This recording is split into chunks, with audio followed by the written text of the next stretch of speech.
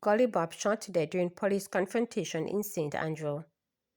A man identified as Steve Elliott, otherwise called Gollib, was fatally shot during a reported confrontation with law enforcement officers at 85 Red Hills Road, St. Andrew on Wednesday. According to the police, Elliott, who is believed to be known as a violent producer operating within the St. Andrew Police Division, was killed after he reportedly opened fire on lawmen who went in search of him.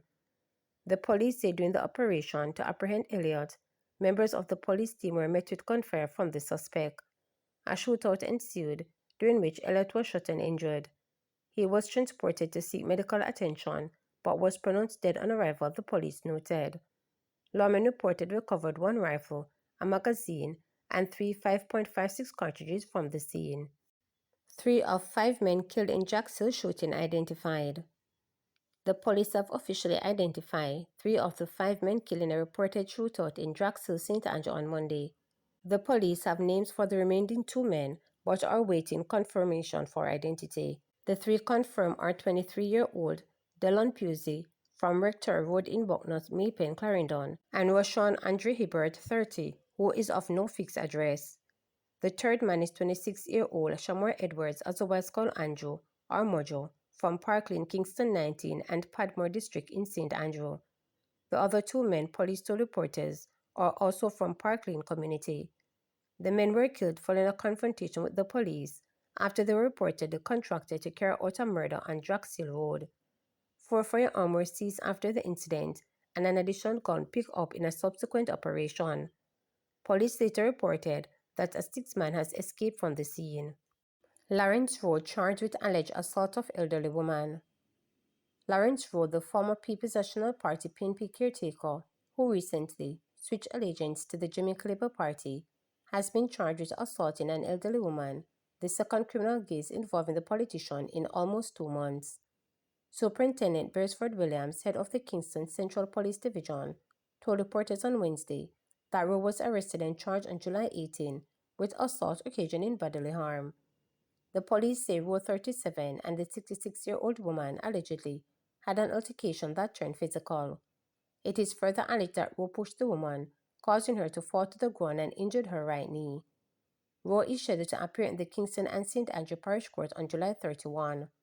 On June 2nd, Rowe was charged with assault at common law following the circulation of a viral video that showed him confronting a man with a knife. In the video, which sparked public backlash, Rowe was seen with a knife held behind his back, approaching another man and saying, "Do you need to do? 'Cause you're bad." The man later filed a complaint with the police, prompting the investigation and the charge. Rowe was granted station bail. The charges come in the wake of Rowe's departure from the People's National Party after he was ousted as the party's standard bearer in Kingston Central and replaced by retired senior police officer Steve McGregor. He has since joined the JLP and was a featured speaker at a party rally in the constituency on Sunday. Meanwhile, police on Tuesday confirmed that PNP caretaker for St. Thomas West, Hubert Williams, along with 3 other party activists, have been charged with assault and obstruction arising from an allegation altercation with the police in Danvers Pen last Friday. They are to appear in the St. Thomas Parish Court on August 13. School Board Reform. Education Transformation Oversight Committee Chair Dr. Adrian Stokes says in the major effort now underway to reform the operations of public school boards, the application process will be revamped to lift the profile of individuals wishing to serve in their capacity. Jamaica's education system is relatively decentralized, with significant responsibility given to school boards to oversee performance. This means that the method of choosing boards is extremely important. Anecdotally, schools with strong boards tend to perform better than those with dysfunctional boards. With this in mind, a major effort is underway to reform our school boards in Jamaica. 2 types of reforms are being pursued, Stokes told a Minister of Education ETOC press conference at Jamaica House in St. Andrew on Wednesday. The ETOC chair said to improve the courage of individuals seeking to serve on school boards, the application process will be made very transparent, similar to what obtained in the wider public sector. Soon individuals who wish to serve on a school board will upload their CV and other relevant information to a website managed by the ministry.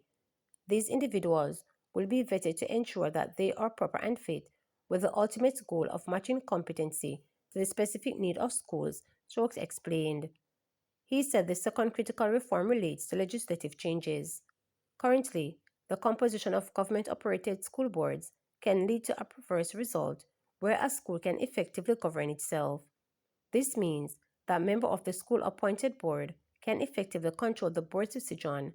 This is an obvious conflict and goes against well-established good governance principles. The goal is to ensure that the rules applicable to government-run schools are similar to those that apply to church-run schools, Stokes told reporters briefly. He also said critical initiatives are on the way for the upcoming school year, which starts in September. Crucially, training and retraining of teachers and other professionals across the system is being wrapped up.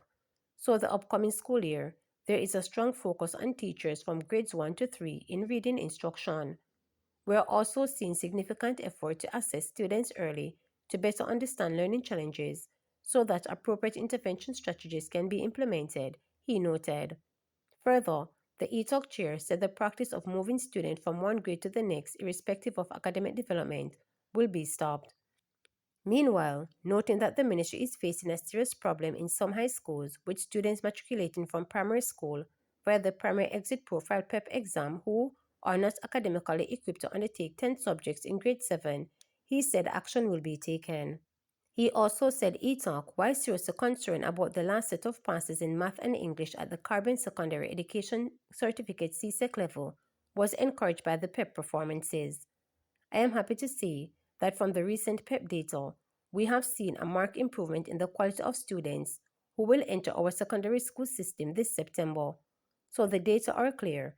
Tracking students from grades 4 to 6, we can see that only 3% of students are now rated as developing in mathematics at the grade 6 level, a significant drop from 26% in 2023. Very encouragingly, 56% of the grade 6 cohort are now proficient in mathematics, compared to only 27% when these children were in grade 4. That is very commendable. The results for CSEC Math and English will be released in August, and I am very hopeful. We're expecting to see a lift year over year, certainly, for math passes in August when the results are released, he noted. In the meantime, Stokes said ETOC, which is responsible for driving the implementation of 365 recommendations of the 2021 Professor Orlando Patterson Jamaica Foundation Transformation Commission report, is now at an overall 30% progress rate in terms of implementation of recommendations to improve education outcomes in Jamaica. This is a positive increase for the 23% progress report at our last quarterly briefing. Work has begun on all pillars, with an initial endeavor proceeding as planned. An additional 2 initiatives were finalized this reporting period, bringing the total number of finalized initiatives to 17 since the project began, he noted. The ETOC chair also said we'll continue on the plan to modernize the Ministry of Education, preparing it to lead a world-class education sector. The education sector is relatively large and complex compared to other areas of government. We have identified serious issues relating to weak accountability system that will ensure that individuals within education are held to a high-class standard. The transformation of education in Jamaica cannot truly happen until the ministry oversees this sector is globally competitive in its administration and policy development, he added. The Patterson report recognizes 7 pillars of transformation within the education sector: governance, legislation, leadership and administration, early childhood education, curriculum teaching and teacher training, the tertiary sector, technical and vocational education and training, infrastructure and technology, and financing. The transformation of the country's education system will cost $280 billion over 20 years and some $166 billion in the first 7 years of the program.